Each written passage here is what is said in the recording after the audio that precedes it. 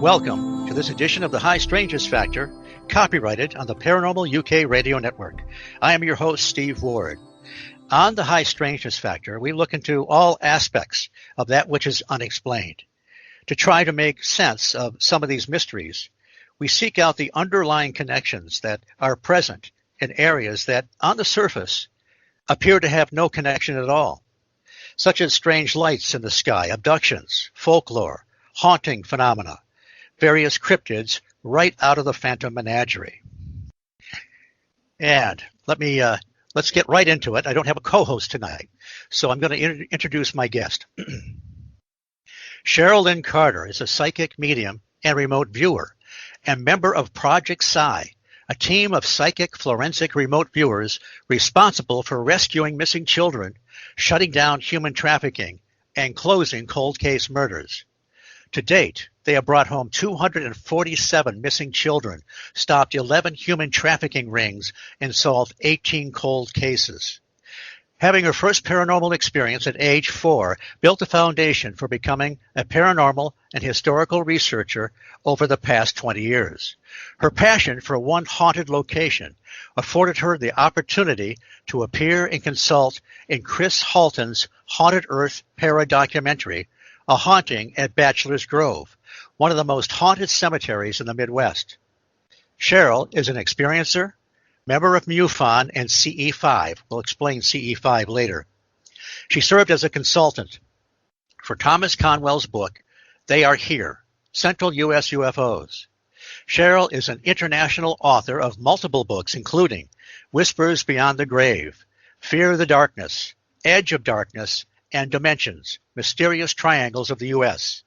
She is a freelance journalist writing for www.chicagohauntings.com, Paranormal Underground Magazine, iHeart Magazine, and Mind, Body, Spirit Guide. She has a website, www.CherylLynnCarter.com, CherylLynn, Carter.com.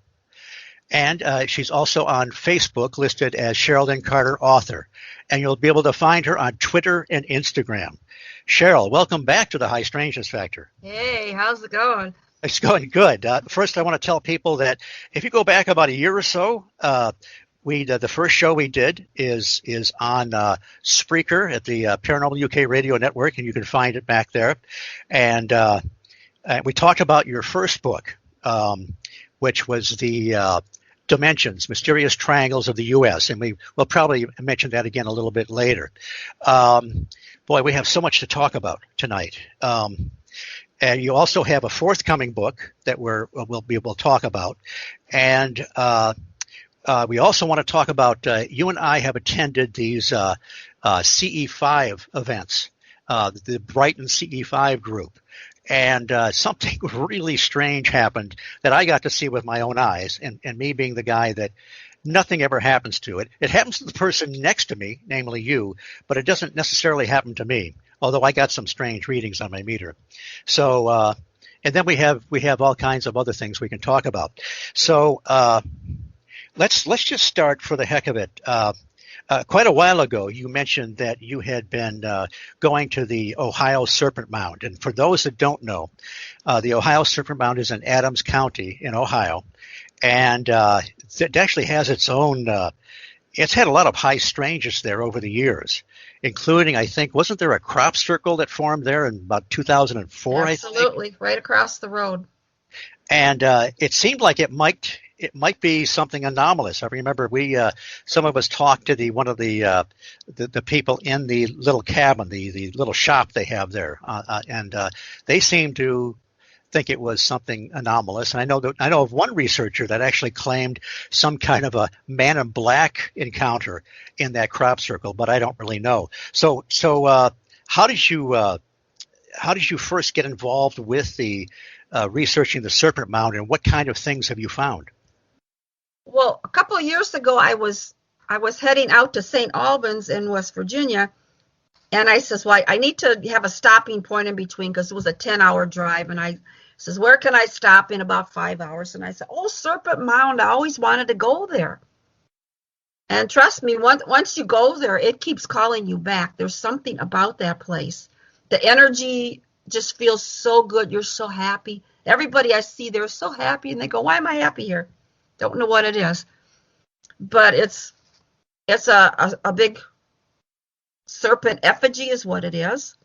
Let's see, it's 1,348 feet long. It's something people can easily Google online and see what it looks like. It's great because it has that tower. You can walk up and you can get a really good look at the entire formation from there. Yeah, I always have to go up to the top of the tower so you can take a picture of the whole Serpent Mound. It's really, really interesting. And they're not sure who built it. They think it's from the Adena time, but they're not quite sure. Doesn't it line up with the constellation? Yes. Let's see, which constellation? Is it Draco? Draco, yeah. Okay, all right. Which is, I guess it's fairly common now. I mean, even the pyramids line up with the stars, and so many things do. Well, it was the ancient pole star, so that's why everything is lined up. And I wonder. I mean, I don't know too much about it, but a lot of it, I guess, is speculation. But is there any conjecture as to why a serpent? Why would that be important to build a serpent mound per se? Like you will see in other parts of the world too, that the serpent is a special sacred animal for some reason. Not sure why they built that one there. Is there, on the one end, is there sort of a circle or an egg shape or something like that, or is it? I'm not sure. Well, you got seven turns of the serpent's back, and at the end you got the serpent's head, and its mouth is open, and there's a circle like it's swallowing something. We're not sure. Some people think it's an egg. Some people think it's swallowing the sun. There's different stories of what it could be. Right. Now is it fair to say you're psychic and you are sensitive when you go to some of these areas? Oh, absolutely. Pick up vibes. What is it? Now, I did talk to a lady that was psychic that she, I guess you're not supposed to touch the mound at all, but she leaned over and touched one of the coils, and she said it felt like energy just running through. I did the same thing, and I just felt grass. But what do you feel like when you go there? What kind of impressions, what kind of feelings do you have? You feel electricity. And I've taken my tri-field meter down there, and I put it on each one of the little coils, and it goes absolutely wild. Really? Yeah, it'll go from 0 to 49.8 to 12 and back, and then 0, and it stops again. So it's not a steady reading like you're under a wire or something, because it's in the middle of nowhere. There's no power lines around there. Yeah, and each one of the coils, it does different things and gets different readings. But the very first coil that you go around, you want to take a compass with you, not one that's on your phone, a real compass with a needle. And when you get to that first mound, you're walking north, and all of a sudden your needle will tell you that north is behind you. Your compass goes crazy, just in that one spot. Do you think if I were to do that, if I were to bring some of these devices, would it work for me, or does it have to do with the individual that's using the equipment? Oh, I'm sure this will work for you. I know a friend that told me to bring the compass, and it worked for him, so he's not psychic. Okay, that's interesting. I'll definitely do that next time. Are you familiar with Dr. Greg Little? He has written endless books on mounds and so forth. He taught in a book called one of his early ones called The People of the Web. He recounts an experience of somebody that was he was in that area in November. Something drew him to drive to the Serpent Mound, and it was off season, I guess, but he was able to get in there. It was deserted, and he walked up to the mound, and all of a sudden it was like he could feel this energy, and the leaves were kind of being drawn to the mound and up on the mound. It was just bizarre. Yes. It freaked him out. I've seen that. The first time I went was in November. Yeah, it's the same thing. That's amazing because it freaked him out, and he thought, I've got a camera in the car. And of course, we know the layout of the Serpent Mound, the parking lot, it'll take a little while to get there. Yeah. So of course he got there and got back, and by the time nothing's happening. But that's really interesting that your experience confirmed the experience of somebody else. What else? What else do you feel, or stories do you know about the Serpent Mound and its strange properties, for lack of a better way of putting it? Well, I'm just wondering what is underneath there, because as I was researching, it's actually on the foothills of the Appalachian Plateau, and those were actually volcanoes at one time. Okay, so now you're going to have iridium underneath there, which is going to make your instruments react that way. Could be the iridium. Could be that there's still activity under the ground there. Supposedly there's an underground cave. Can't verify that. That's stories I've read. Everybody knows that I always bring John Keel into this, but in the Mothman Prophecies, I remember he wrote about the mounds, and that traditionally they would see strange lights around the mounds, and he wondered what came first. Did people see these lights that they couldn't explain and build the mounds kind of in honor of them, or did the lights come later due to a focus of attention and worship or whatever, some kind of a projection or whatever? Do you have any sense at all, and I know there's not really an answer, of why these things were built? I mean, what came first, the phenomena or the mound? Well, there are still reports of strange colored lights there, and there's UFOs people see in the sky there.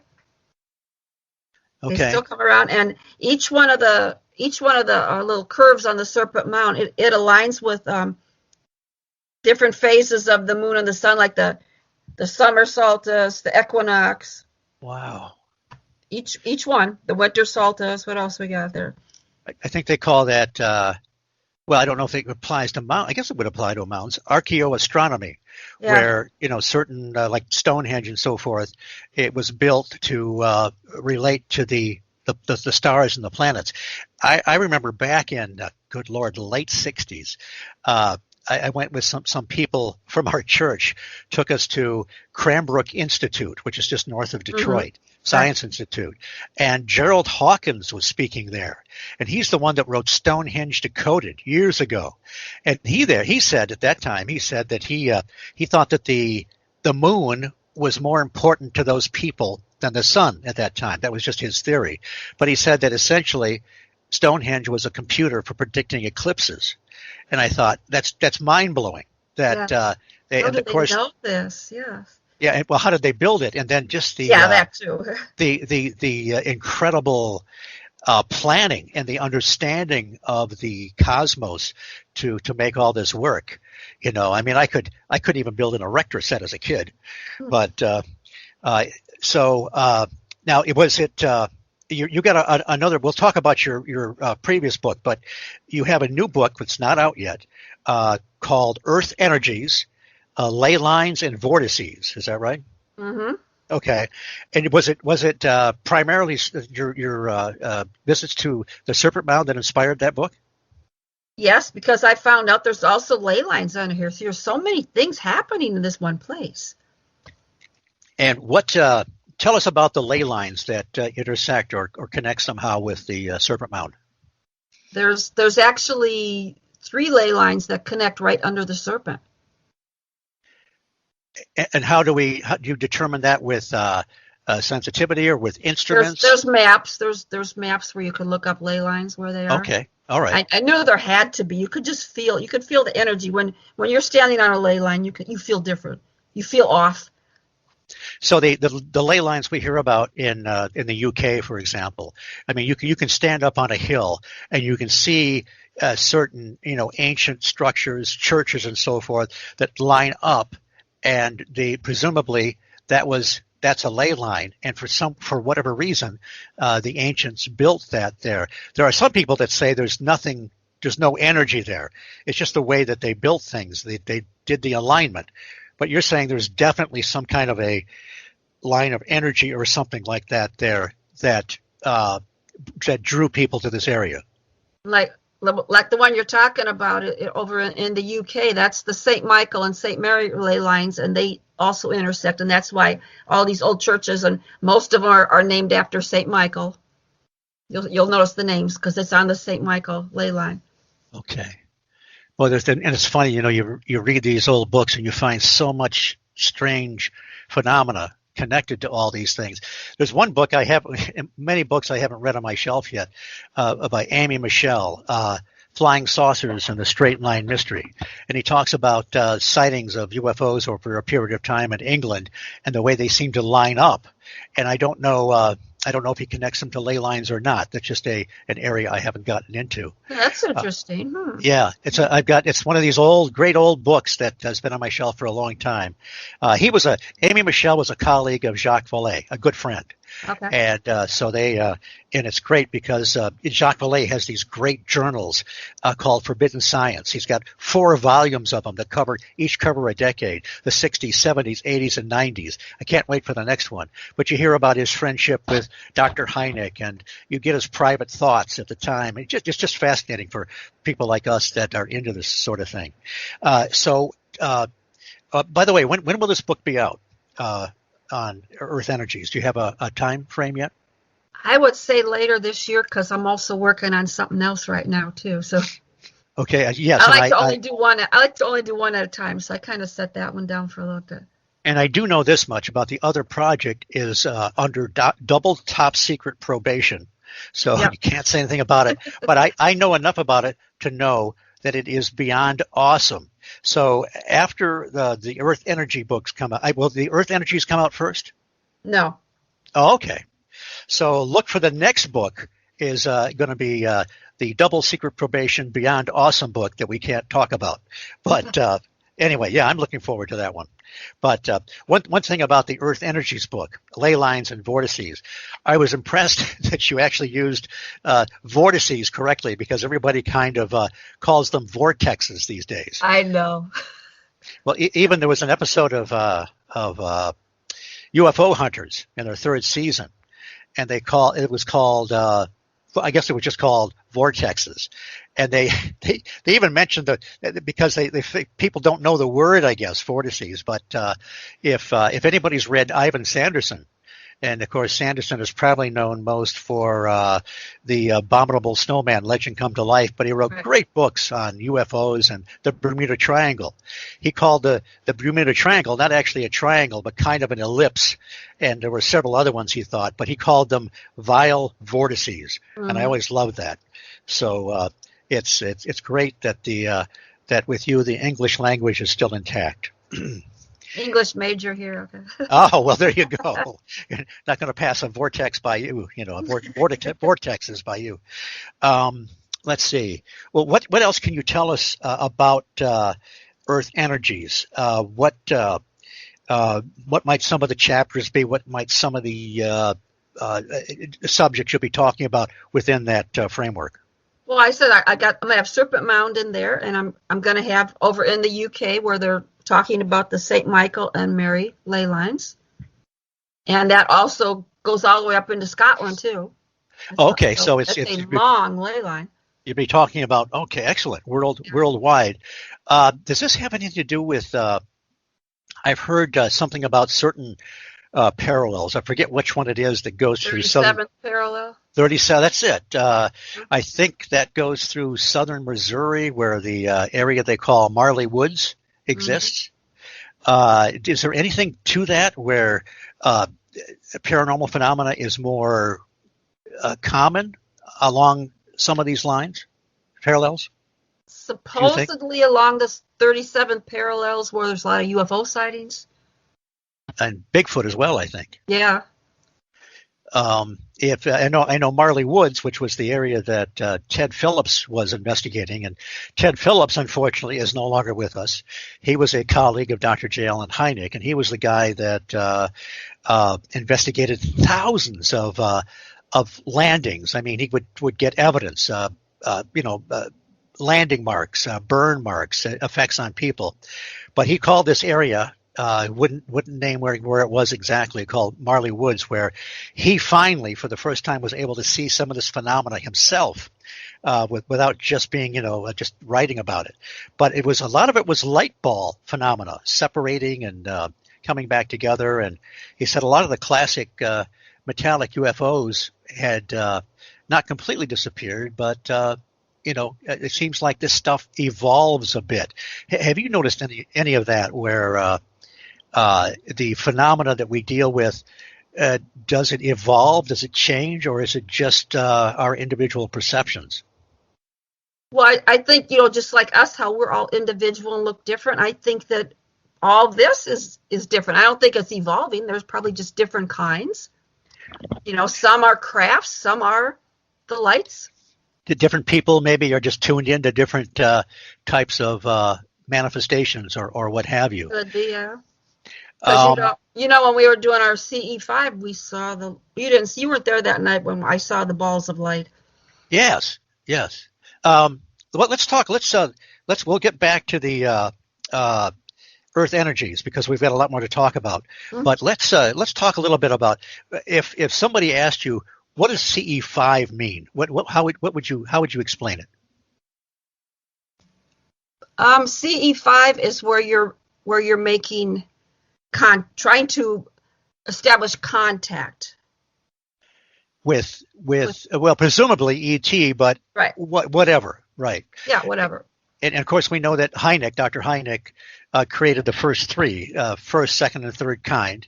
And the third kind is the sighting of a craft or whatever with an entity. And a lot of people will say a CE4 is an abduction experience. And from then on, people have had many different definitions. But it was Stephen Greer, is that correct? That right. started this process of. Right. I remember reading his book, and he was talking about sort of using your mind, I guess, creative visualization to sort of vector out into the cosmos and make contact.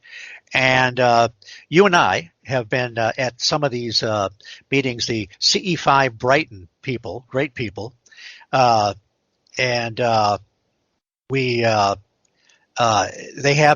they do kind of a ceremony, meditation and so forth, using incense and Tibetan bells and that kind of thing to try and get people in a receptive state. Right. And I'm not sure that the ritual itself has any power, but I think it's just a way of focusing attention. Does that sound fair? Right. Clearing your mind, getting you to relax, get all the other thoughts out of your mind, because how can you try to contact something when you're thinking about what you had for lunch, And I have to admit, I was, Stephen Greer is very controversial, and I was kind of skeptical that this would work. But when you and I would get there early and we would hear the experiences of people that have been to these before, and I know you've had experiences, mm-hmm. People talked about some really incredible experiences, like seeing a kind of a wall of fog, and one young lady started channeling. And I missed that one. I was not there that night. Yeah, that was bizarre. But tell us, before we get to the weird stuff that we saw that night, tell us about some of the other experiences you had while doing the. And is the Brighton group the only one you've been to of this nature? Yes. Yeah. Okay. Well, tell us about some of your experiences doing this before the weird stuff that I saw. Well, something I noticed, usually we got the same core people there, and then you'll have some others. And I think that we get the best results when we all have energy that meshes together. Yes. Like when you're paranormal investigating with someone, if you mesh with someone, you're going to have a better night. So I've noticed that. Again, that's the concentration. You're all working the same kind of mind, same kind of energy, and you attract things, bring things out. And I also noticed that I forgot the guy's name with the singing bowls. Is it? Can't remember his name now. Marcel? No, the guy that has the big singing bowls. Oh! No, I don't know. I don't know. He brings huge. Yeah. But when he's there with these big singing bowls, like the whole circle will vibrate, and that really attracts something. Those are the nights I see the most, is when he has the singing bowls there. Whether that vibration attracts them. Well, in fact, we'll get to some of your experiences in just a moment. When we get to the thing I want to talk about, when those bowls were going on, my EMF meter, started very slowly going up to a peak that it normally, I can't remember the number, but to a peak it normally never does. And I thought, this is weird. We're actually in a park. It's not, it's a bit rural, and it's also a small town, but we're in a park where we get to one part of it where we go down in kind of a depression, and we're almost like we're being isolated. We can't see anything except trees and grass and so forth. So it is kind of private, and so I don't know what the heck would have clicked off my meter, but you've seen lights form in the trees off in the distance. Yeah, there's a forest behind us, and I've been there in the daylight and walked through there, and there's nothing in there, nothing. So I don't know what comes out at night, but we attract something. And the one time he had the singing bowls going, and I'm sitting facing the woods, and I look up, and all of a sudden it looked like somebody turned two flashlights on. But they were kind of big lights, and judging from the distance we were, I'd say they were about as big as basketballs. They were big lights, and they were kind of blue and yellow and green. And I'm watching them, and they started moving. They stayed in the middle, but they started changing places. They'd go back and forth, and they'd change places again. And I should have done video that night, but I didn't. But I took out my FLIR, and I do have pictures of them. And at one point, one of them stretched way up like one of those little wiggly glides you see on the sidewalk. Yeah. It stretched up like that, like it was swaying to the music of the singing bowls. Then it went back down into the shape of a circle. They changed places again, and then all of a sudden it was like somebody turned the lights off. Now I'm sitting up there with just the singing bowl guys. Some other people had actually walked down to the woods to walk around because they didn't think the lights were very important, so they walked away. And somebody said, yeah, I was in the woods, and all of a sudden I saw this ball of light at the edge of the tree, and it shot up the edge of the tree, lit the whole forest up, and it went up to the sky and disappeared. And this was the same time you were seeing it? Yeah, because mine disappeared. From a different angle. Gone into the woods, yeah. Whatever it was. So it was kind of nice that was verification. Two people saw the same. Well, I said, did you take a picture? No, I said, you didn't take a picture. That seems to be, that so many people, for some reason, they're dumbstruck, I guess, and and sometimes cameras don't work, or if they do work, it comes out blank or fuzzy. So, but at least I try. Yes, absolutely. Yeah, that's my one hope is that. I've had a couple weird things happen, but the next weird thing that happens, I hope I have the presence of mind to focus and to pay attention to what's going on. And if I can get a photograph, that would be great. But so let's talk about now. We were sitting the way we do this. We sit in kind of a big circle in chairs. Lawn chairs or canvas chairs or whatever, and we were sitting next to each other. And you had your tri-field meter, and I think you were telling me that it was I don't know if it was spiking or giving some unusual readings first. Yeah, it was spiking, and it shouldn't spike. It's sitting in the grass. There should be nothing there. And there's nothing really around there. We could imagine that there's a microwave tower that, I don't know, gives off energy sometimes. I don't know how any of that works. But you had the presence of mind to photograph your meter. Yeah, and it was like in between the two of us. I had laying in the grass, and I was watching it. It was not doing anything all night until this one point. And all of a sudden, that's the same point that my meter went up. I took a picture just because I wanted to take a picture of the reading, and then when I looked at it, there was like a hand, some kind of a weird hand. It wasn't human, some kind of a weird hand that was reaching across you and touched my meter. Yes, I see. I thought it could have looked like a man's hand, maybe an old man's hand, but certainly Something. not a feminine hand. But the other No. thing is, it was only part of it. We saw part Yep. of the finger, part of the index finger, and part of where it came down to the thumb. But just a little. But and also, it was very small. I mean, it fit into that little tri-field meter window. Yeah. And the thing is, it would be impossible. Number one, your hand doesn't look anything like that. Number two, if it would have been the other side of your hand, if it was actually a reflection, it would be, you just could not have twisted your hand around, or No, 'cause anybody. it was get that. reaching across you. Yeah. Yes, that was a nice thought. But I couldn't, I've got the pictures on my computer, but that was as clear as anything. That's not a smudge. That's not what is that, the Rorschach test? Is that what they call it? Yeah. It's not pareidolia, whatever. I'm murdering these words tonight. But it was crystal clear. It was a crystal clear image of part of this hand on the reflection of the little visor or window in your tri-field meter. And were you feeling anything at the time?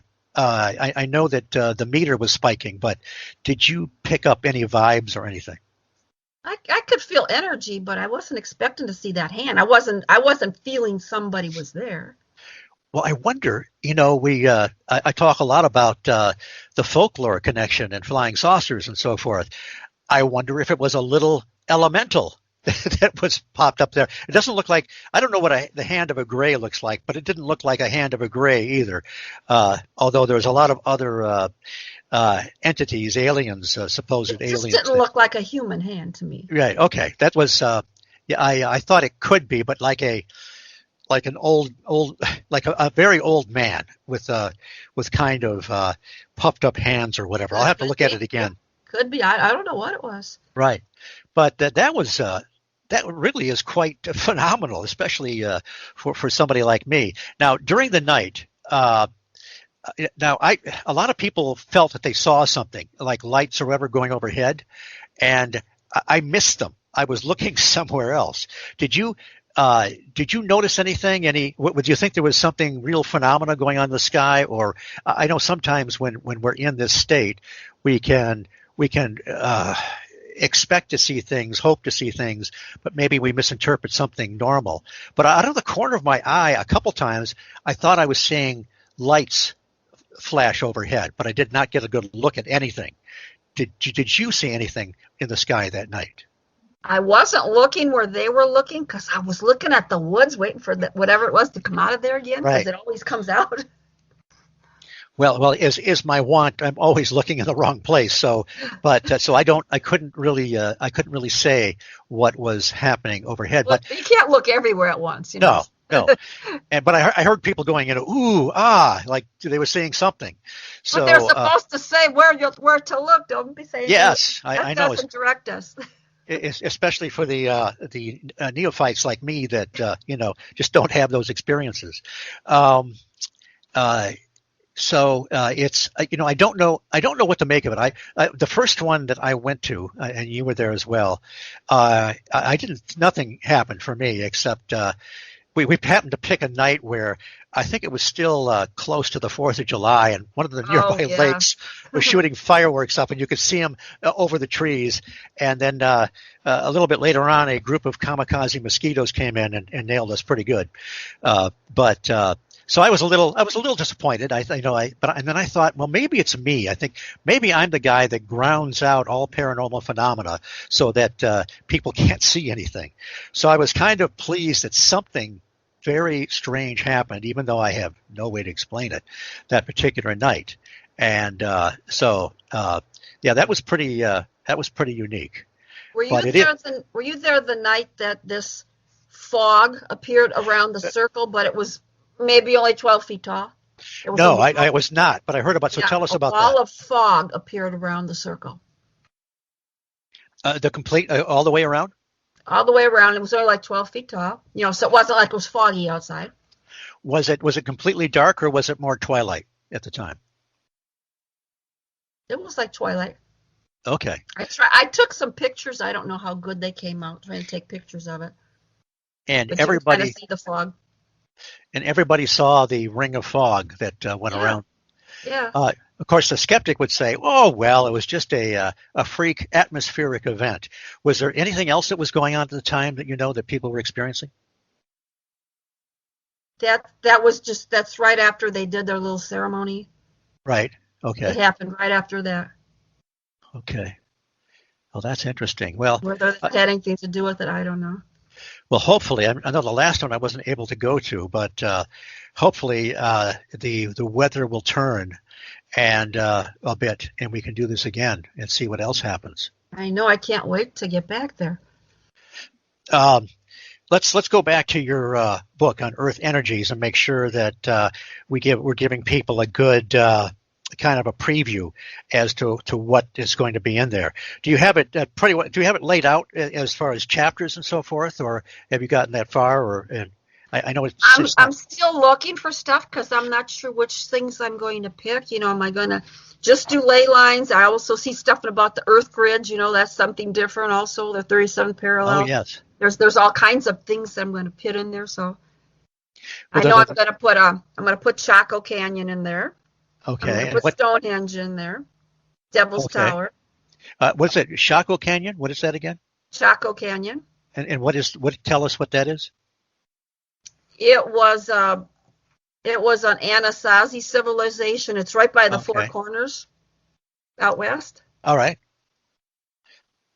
Let's see. There's so many aspects. I know that, of course, Linda Godfrey is the lady that is a great cryptid researcher, and she's the one that wrote the book on the Beast of Bray Road, talking about these upright canids. Well, one time she was looking at a map. She had a map of the clusters of these sightings in southern Wisconsin, but she was also looking at a map of a basic book, something like ancient mounds in Wisconsin, southern Wisconsin, and she noticed that certain specific types of mounds lined up almost perfectly with the sightings of these dogman-like cryptids, and they were there was some specifically the panther mounds and the water spirit mounds.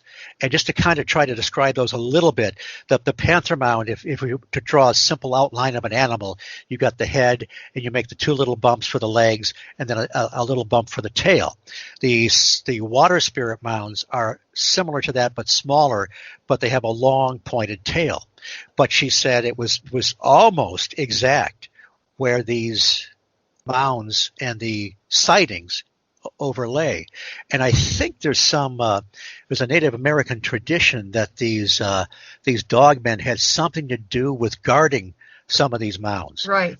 But that's another possible connection. What is it about mounds where the light ball manifestations, the cryptid manifestations, there's Cheryl, all this stuff is just connected somehow. You don't have to try and cram it in the same box. It ends up kind of being there. It's just bizarre. Even when you go down to southern Illinois to Cahokia Mounds, that's a whole civilization with like 400 mounds.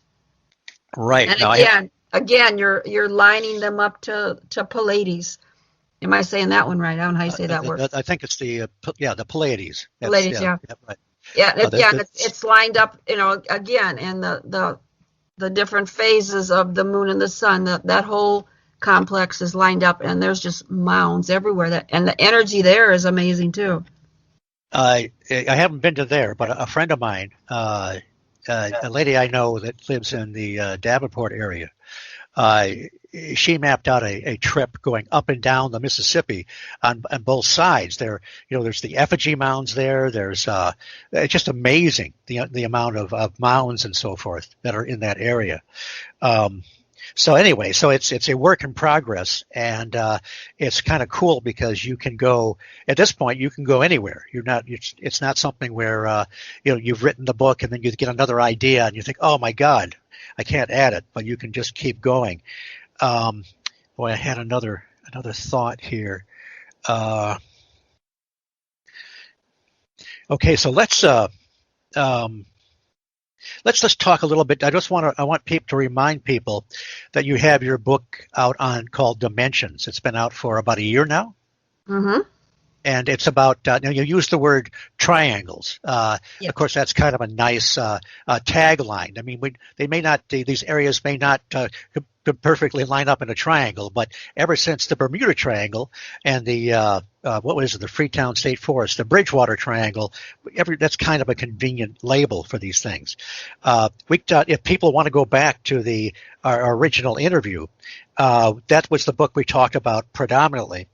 And but there was one state we didn't talk about. Okay. Well, several, because there's so much in there. But it was Michigan, which is our home state. Mm-hmm. Just to remind everybody about the book, can you talk a little bit about some of the high strangeness that resides in our own state? Well, in the Michigan Triangle, everybody hears about the other triangles where all the the Bermuda Triangle where all these ships and stuff disappeared. Well, that Right. is nothing compared to the Michigan Triangle. We've And got it's sometimes called the Great Lakes Triangle. Yeah, yes. It's Lake Michigan, yeah, but it also there's a triangle up on Lake Superior if you go way up by Wisconsin too. And it's also believed that there's a vortex in this Okay. triangle that slows time down or speeds it up. Does it include things like ghost ships, vanishing ships, that sort of thing? Vanishing people, vanishing planes. So it's not just in the water, it's also up in the sky. And of course, Michigan has its share of UFOs, cryptid reports, Bigfoot, all over Michigan. Right. Is our dog man near a mound somewhere? I don't know this. I don't know. I'll have to look at Linda's books, but That's they're interesting. yes. She's got them. They're all over. I mean, the Battle Creek area, up by Traverse City, over by Kalamazoo. Some really strange reports, and I didn't think we had any mounds around here, but there are a lot of them. Greg Little has one of these big hardcover books that covers mounds all over in different states, and a lot of them are just have been destroyed, or they're not accessible because of private property and so forth. But I don't think we have much in the way of very outstanding mounds like some of the other states do in the Midwest. well, So and all mounds are not big, tall mounds. Some of them might only be 10 inches tall. right, and sometimes there's one in I can't remember whether it was Illinois or Iowa, at the effigy of a thunderbird, and it's not very tall at all.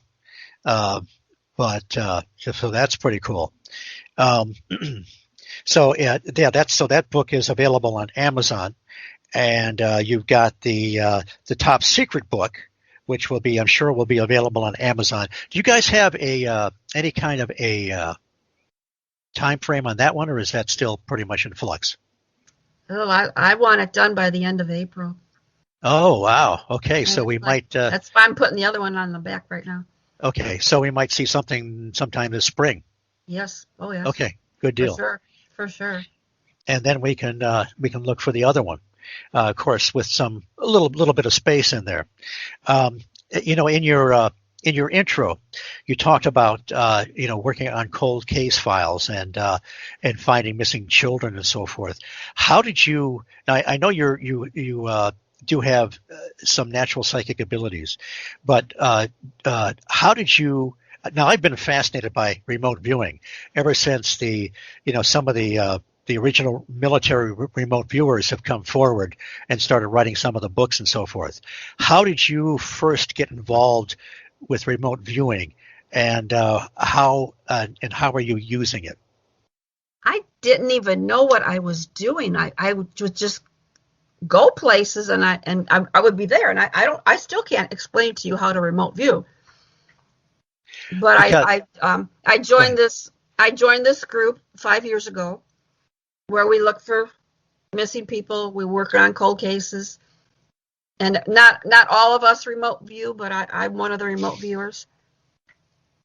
And I do, when someone's missing in another state, I can put myself there and kind of look at the surroundings and say, oh, the person's here or the killer's here or something. So you don't, I know that, by the way, let me do my little station identification here so I don't get in trouble. Okay. You are listening to the High Strangeness Factor, copyrighted on the Paranormal UK Radio Network. I am Steve Ward, and today I'm talking to Cheryl Lynn Carter about her investigations and her forthcoming book. I know in the remote viewing, I know that Ingo Swann worked with the military, and he developed certain protocols so that people that I guess even people that don't have some innate psychic ability can kind of learn this process. So, but you don't really use protocols. Is that fair to say? No, but I know what you're talking about. They would use GPS coordinates. Right, and they would also they would start sometimes they would draw a cursor line to get started, and then, which I didn't really understand, but then they would start kind of broadly getting colors, and then maybe listening to sounds and shapes, and then they would start to focus in on the target. But they had a real kind of a real procedure, step by step, and but there were some like you that just seem to have a talent where they don't really have to have that kind of structure. When I tried doing the thing with the GPS, and it just doesn't work for me. I'm sure that it works really good, but I don't need that, and it just doesn't work for me. And when I do remote view, somebody will say, well, what's the GPS coordinates? I go, I don't know. I can't see them. So maybe they were seeing the coordinates. I don't see the coordinates. I just go to the place, tell you what's around there. I can hear the sounds. I can smell things just like I'm standing there. Oh, I really envy that. That's something that I would love to be able to do. I know that one thing they would do in their training, sometimes they would use something basic like a photograph out of National Geographic and put it in an envelope and give it numbers, and they would, that way they could open up the envelope and they could get feedback. They could see, well, how well did they do with the target? But once in a while, they would put in a red herring. They would put in like coordinates on Mars or something about UFOs. And so these poor guys would be getting this weird information, but some of it was fascinating. If you read books by Lynn Buchanan and Skip Atwater and Joe McMoneagle, it'll just blow your mind. So what I want to ask is, have you ever, in your remote viewing, have you ever tapped into something that is just off the wall, crazy, weird? Well, I just recently I remote viewed someplace and wasn't expecting what I saw. And this native woman came up to me. She was maybe 20 years old. Okay. And she's holding a dead baby in her arms, and she says, They killed him. They killed him. The animals stomped on my baby. Now, you're not expecting to see that when you're remote viewing. Yeah, this place, without talking specifically about it, would it be a place that had some historic significance, or was it a place that maybe has had high strangeness involved with it? Well, there's a lot of high strangeness, and I would say that this was a reservation at one time. Okay. It's been a long time ago since it was, but I'm sure she lived there. Okay. And do you have the sense that this was not recent, but it was somewhere in the past? Oh yeah, far in the past, but I feel that she's still there. She still interacts with people there. All right. Some people might feel her, I don't know, but she is very much there.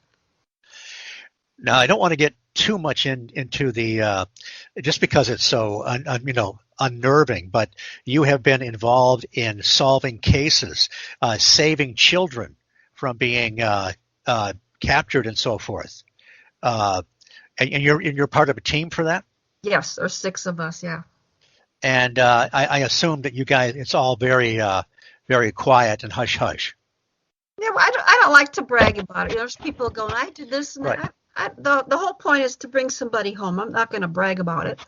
Right. I understand. Yeah. And also it's pretty, I mean, the circumstances are pretty unsavory, although, it's, you have to, people have to realize this stuff is going on. And thank God there are people, both people psychically oriented and, straight law enforcement that are involved in trying to, put an end to some of this. And you have to remember, if you're picking out a killer, is somebody going to come after you because you named this killer? Or right. If you stopped a human trafficking ring, is somebody going to come after you because you put them out of business? You have to think about that. You don't want to sit there and talk about that all over Facebook. No, absolutely. Listen, what about that? Is it Bachelor's Grove? Yes. And then you said this is one of the most haunted cemeteries? Yes. Okay. Chicago. Chicago. Oh, is it in the city limits? Malathian, but it's right by Chicago. It's a suburb. Okay, so it's right in the heart of an urban area? Yes. So what about this cemetery makes it so haunted? Why is it so much more haunted than, say, other cemeteries? It was part of before you get to the cemetery, there used to be an old highway called the Malathian Highway, which they have rerouted now, but it's just like a little one-lane road that it still goes back there. It's kind of all broken up, but it was an early settlement there, and a lot of the people, they had farms there, and a lot of those people helped to build the I&M Canal. So there are probably people that died in the canal, farmers there that died, and there's a big lagoon there. They would go fishing in the lagoon, and one of the farmers gave a plot of land to build a cemetery, for all the neighbors. And on Sunday, they would go over to the cemetery. They'd have picnics with their loved ones. They'd go fishing. It was just normal for them. And I don't know, something about the spirits. They're still living there. They love their little community. They're still very much active, and you will ask questions. They will give you intelligent answers. They're still there. They're still living it up there. And this is in a documentary? Yes. A Haunting at Bachelor's Grove. Is that, can people get that on Amazon or someplace? Yes, it's on Amazon. Okay. And also, when we were filming this, we met some guys. Usually when I go, there's nobody there. It's really great when nobody's there. And the first time I went there with my sister, we were looking at the markers. It's pretty much destroyed there. So we're trying to look and see if there's any names. So we're looking at this one by the fence. No, can't see anything. Let's go look at another one. We turned to walk away, and we heard a man, clear as day, say, "Hey, get back here." And we thought we were all alone. So I look. I go, "Did you hear that?" She goes, "Yeah." I said, "I don't see anybody." And I looked, and I saw somebody holding a lantern in the woods. Now, it was not the sun. The sun was behind us. And I said, "Who the heck's holding a lantern in the middle of the afternoon?" Luckily, I was smart enough to take a picture of this thing. So I says, "Okay, I'm gonna go see who's over there." Brave me. So I go out of the cemetery, and I start walking down the path, not knowing where this path goes. And all of a sudden, I see on the left side, I see a white farmhouse. And I said, there's no houses here. Why is there a white farmhouse? It had a front porch. There was a rocking chair. And there was a light on in the window. I said, what's with all the lights in the afternoon? So I turned around to my sister and I said, "Hey, come over here. Look at this." And it was gone. Now, I didn't know those were two legends about a man in the woods with a lantern and the disappearing house. And I saw both, but of course I didn't have a camera with me when I saw the house. Oh, geez. But was the house there, or was it in my mind where I was seeing it? I'm not sure. When you took a picture of the image of the person with the lantern, did anything come out? I got that. Okay. And it shows on film? Yeah. Oh, yeah. Is that just a legend, just that a house is seen, or is there anything else behind it? Well, I forgot the name. They said it was a certain person's house that used to live there. Okay. But and what about the man with the lantern? You might see a little bit of foundation. We don't know who that is. I think this is somebody that watches over the cemetery. I think that's the man that said, "Hey, get back here." I think it's him. Probably somebody that was the maybe the grave digger and wanted to make sure that Yeah, yeah. these ladies weren't up to anything Yeah. up to no good. So then I walked down the path a little further, and there was actually a creek there. So there's no way there could be a house sitting on top of the creek. So it was like the Right. house was Right. floating. And Oh, we went interesting. back another time, and I went to the fence. I had my recorder. I said, well, I was here last time, and you said, hey, get back here. So here I am. And I said, can you come out and talk to me? And I listened to my recorder. He goes, no. So I said they interact. So when I was with Chris and we decided we were going to walk down the path on the left side. He goes, do you ever go this way? I said, well, no, I'm usually by myself. I'm not. It's in a forest preserve. I'm not going to walk into a forest preserve by myself. I said, no, let's go. So we start walking. Now, if you know Chris Halton, he's the country gentleman. He's always wearing a suit and a top hat. So I had a dress on that day. So we're walking down the path, and all of a sudden, we're hearing tree knocking. Really? And you can barely hear it, but it's in the documentary. And he goes, somebody's chopping a tree. I said, we're the forest preserve. They can't chop down a tree. I says, and that's not an axe. That's somebody hitting the tree. And we kept hearing it. And I said, I'm looking. I've got the camera. I'm going to get Bigfoot on this one, right? And I'm looking and looking. Can't see because it was really thick brush. And I couldn't. It was kind of a downhill. And I was trying to walk in there and go, I'm going to fall. You're wearing a dress. If I had my jeans on, I would have crawled in there. Couldn't get any picture. And I says, who's in there? And it stopped. And I go, okay. So we walked down to the end of the path. It didn't go too far. And we saw two of those structures that they built. Oh, really? I got pictures of those. And I said, okay. So then we started walking back, and we got to that same spot, and there was the tree knocking again. And we stood there for a few minutes. Now we're next to where the stream was, except it was really dry that summer, so there was no water in it. And all of a sudden, something walked out of those woods. We could not see it. It walked between us. It smelled so bad, and went up through the creek. And this is why I think that Bigfoot is like interdimensional, or they can just do something to hide themselves where you can't see them. It walked between us. You could feel the air movement. You could smell it, but there was nothing there. That's really interesting. Joshua Kuchin, his recent books are Where the Footsteps End, Volume 1 and 2, about really the high strangeness aspects of Bigfoot. And there's even quotes an old story where they blame the gypsies for the knocking in the woods. So the phenomena has been around a long time. I don't think we can blame the gypsies, though. No. It also very interesting in a book called Valley of the Skookum by Sally Shepard Wolford, and she's the mother of Autumn Williams, who's a very well-known Bigfoot researcher. They were in Ording, Washington, and they had all kinds of Bigfoot phenomena, but they saw footprints appear in the ground with no Bigfoot.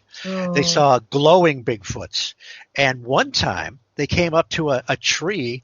They heard knocking, but they were looking right at the tree, and it was somehow coming from the tree.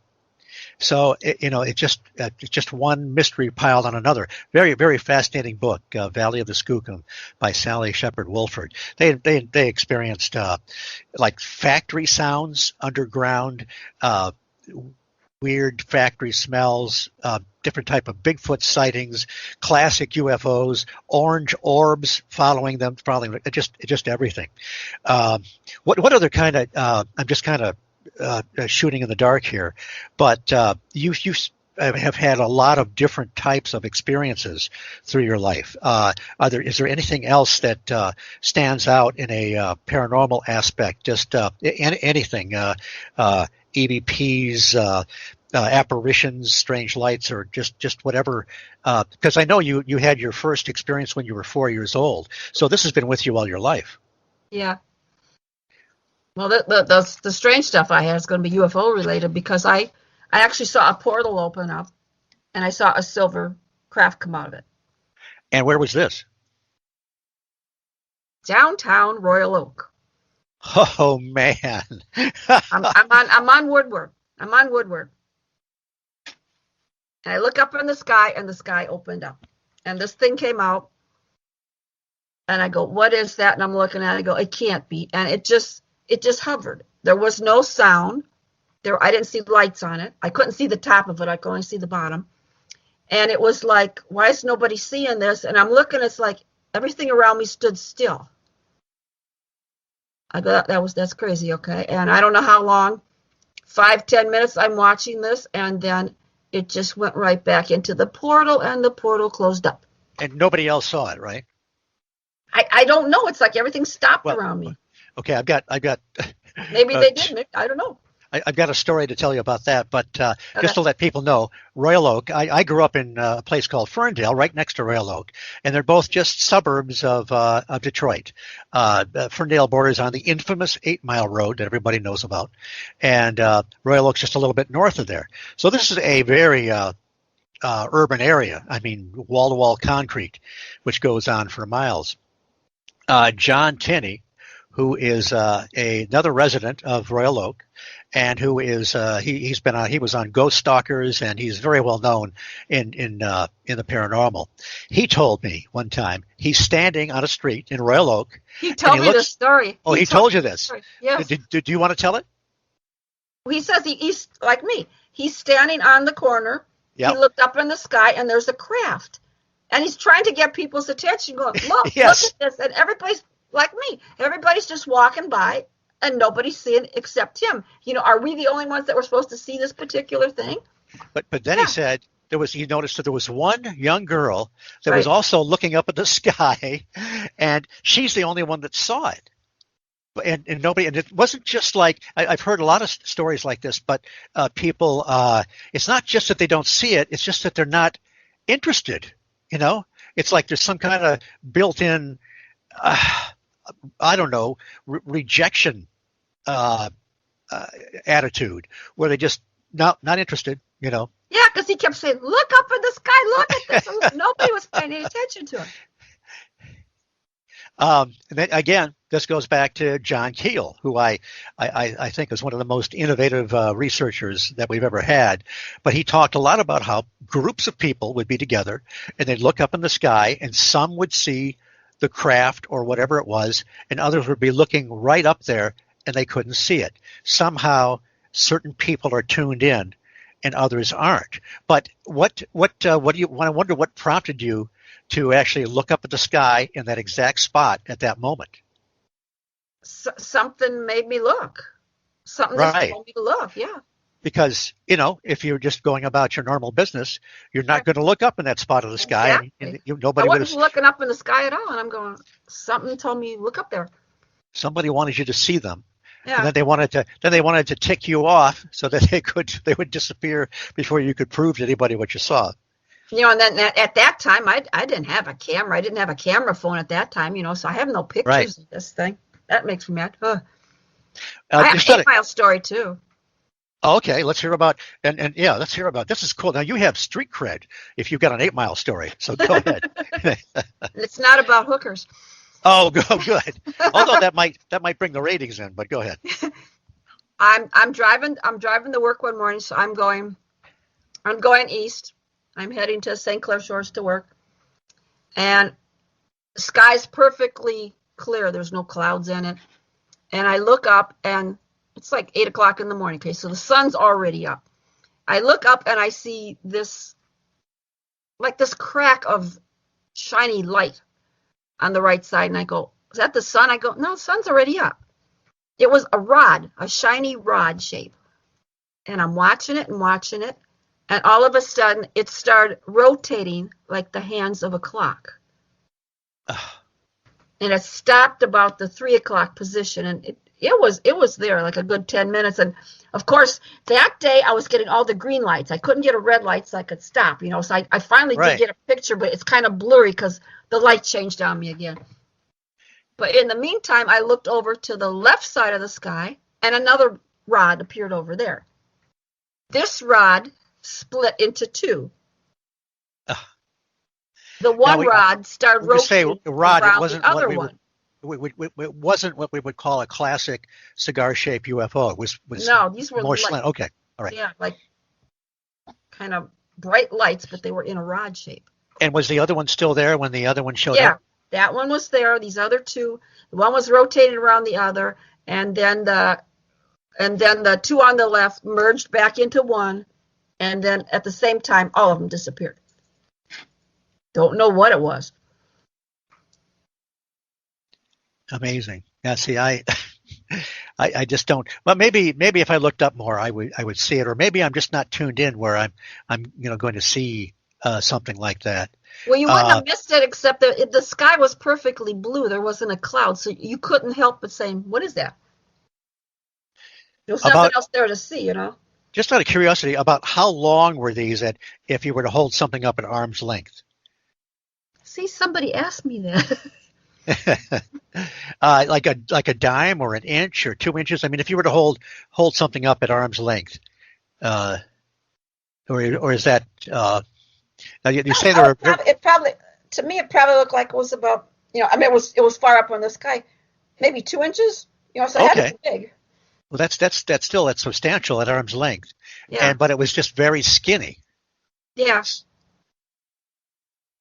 I got a picture, but it's kind of blurry because I had the light change. But so people know 8 Mile is it's a multi-lane highway, very, very busy. There's nothing rural about it at all. I mean, there's barely a vacant lot around there anywhere. So it's just amazing that some of these things are seen, presumably, supposedly, thousands of people, at least hundreds of people, should have been able to look up and see this thing. Well, I was at 8 o'clock in the morning, so there weren't a lot of people, and I didn't want to be late for work. I should have pulled off into somebody's driveway, one of the businesses, and stopped to take a really good picture. But silly me, I didn't want to be late for work. Next time, I will be late for work. It'll be worth it. Yes.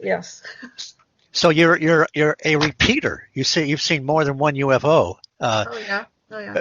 Back in the old days, even people like Hynek and Ted Phillips, they thought if somebody was a repeater, they weren't credible, so they rejected their sightings.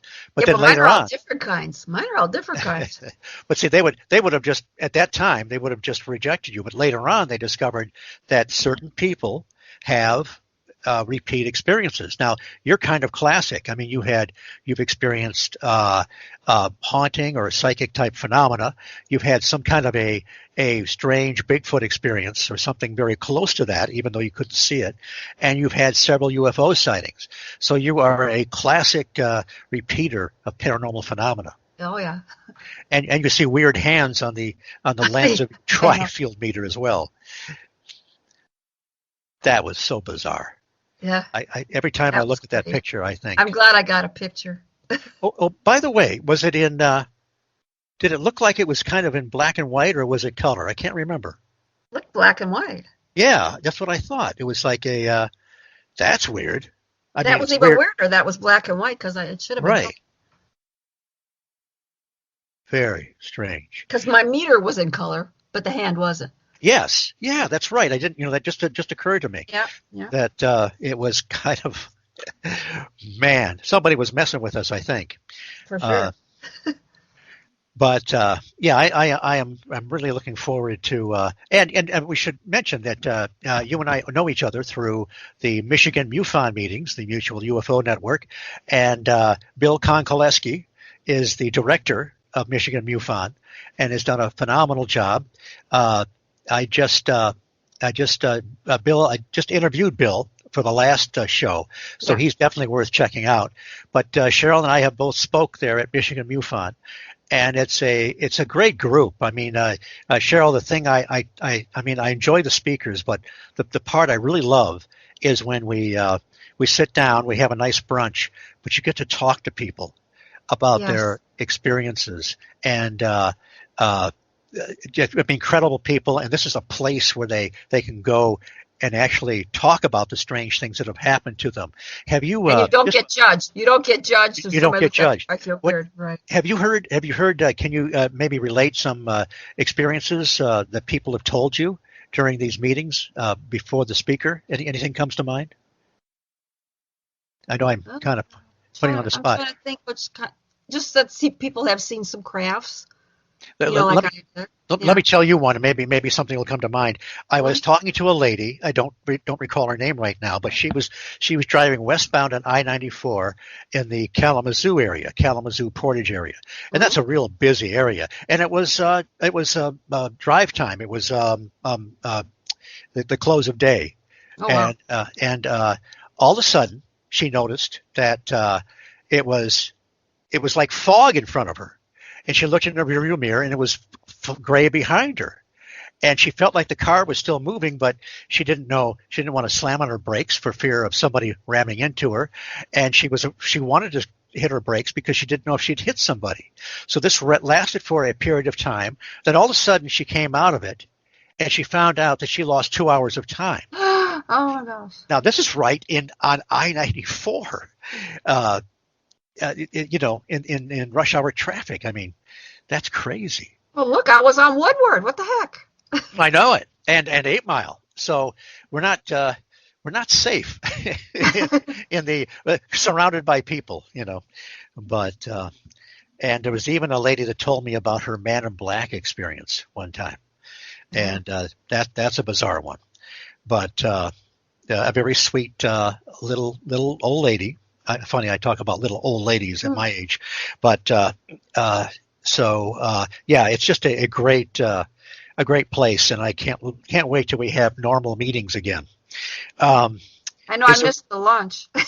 The brunches are excellent. I mean, jeez. Let's go for the food. Oh yeah, well that'll bring them in, and then Bill always lines up. He's lined up a whole. A different series of guests from different backgrounds.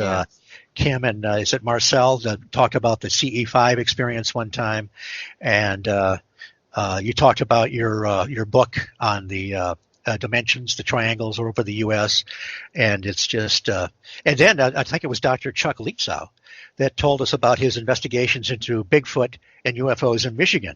Yes, and that was a mind blower. A very credible guy, a retired professor from Wayne State University. So, if you guys are in Michigan when we have another meeting, definitely stop by because you'll enjoy it. Cheryl, is there anything else we should cover for you tonight for your past book, coming book experiences? Anything we should elaborate on or talk about? I just think maybe people should start visiting some of the triangles, that are around the U.S., especially the Michigan one if you're around. Well, yes, get a hold of Cheryl's book and check out some of these areas. Do a little research and read Cheryl's book. And it's very possible that in your own backyard you're going to have some, just like I live close to some of the Dogman encounters, really, and it's just you never know what as John Keel said. The way he ended the book, Strange Creatures from Time and Space, he talks about you driving along the road and around the next curve, implying that you might see something, some hairy biped or something shambling out of the woods. But Cheryl, tell us any promotions you need to have, and tell us about how people can contact you. You can contact me on Facebook, Cheryl Lynn Carter. And my books are on Amazon.com. I'm also on Instagram and Twitter. Cheryl Lynn Carter. Okay. What about any articles, recent or in the past, in some of these places that you should look for that you've written? You can go to Paranormal Underground magazine. It's an online magazine, and you can pick up any issues and see all kinds of stuff on there. Because I did talk about Serpent Mound and Cahokia Mound. Excellent. I talked about Benny and Barty Hill. I talked about different things that are in my book. Pretty much I talked about in Paranormal Underground magazine. Just out of curiosity, what did you cover with Betty and Barney Hill? Anything beyond the basic? No, I was just told the basic story. Okay, because there's some they had a lot of weird stuff that happened to them afterwards. Yes. Which Kathleen, of course, Kathleen Martin, her niece, covered in their book. But that's another story. Okay, well, I listen. said about the Stafford incident with the 3 ladies. Let's see, that wasn't the one. No, where they went through an abduction experience. They went out to dinner one night. It was someone's birthday, and on the way home, they encountered this saucer, and it took them away for a few hours. They lost 2 hours of time. Okay. What state was that in? Do you remember? I don't remember. Okay. Yeah, there's, some of them kind of blur together after a while. And, you know that so many credible people have had extraordinary experiences. Oh, that must have been around Kentucky, because that was in the yes, that sounds right. That was in the Big Lick Triangle, yeah. Okay. And it's just that, and the thing is that these experiences have underlying patterns that suggest that if people are nuts, they're all nuts in the same wavelength. It just doesn't make any sense. There's something really happening there. Well, listen, Cheryl, thank you so much for being here tonight. And we'll definitely have to do it again, especially since you've got 2 books kind of just on the horizon that should be out hopefully within the next, one of them at least in the next few months. Mm-hmm. Okay, sounds good. So let me do my closeout, and I want to talk to you a little bit after the show. Okay. But that's Cheryl Lynn Carter. Check her out on Facebook. Check her out on Amazon. And this has really been a lot of fun tonight, Cheryl. And it'll be great to see you again in person sometime soon. Yeah, I know. I can't wait. Warm up so we can go do some fun stuff outside. No kidding. Every time it gets inches close to 60, I start to get spring fever. And then it snowed today. It snowed today. I know. How cruel. Okay, I'll do my closeout here. The High Strangeness Factor was created by Steve Ward and Andy Mercer and is copyrighted on the Paranormal UK Radio Network. I want to thank our fearless leaders here at the network, Irene Ellen Block and Mark Johnson. I also want to thank Andy Mercer as my regular co-host and my producer, without whom the show would not be broadcast. And I want to thank Brian Zeller for composing the original music for the High Strangeness Factor. I have a Facebook page called The Phantom Menagerie, and you can hear me weekly on Mac Maloney's Military X-Files as a correspondent on this same network. And I am Steve Ward, your humble host here on the High Strangeness Factor, a displaced Yank here on the Paranormal UK Radio Network. Thank you for listening. I will see you all again in a fortnight. Take care.